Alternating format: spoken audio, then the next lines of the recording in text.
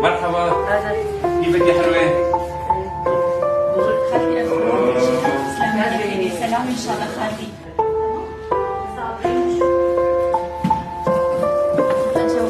هاي نفس الحلوة بدك يا عمي بدك اياها انت؟ حبيبي كثير يا بنت. إذا في يعقوب إذا ما في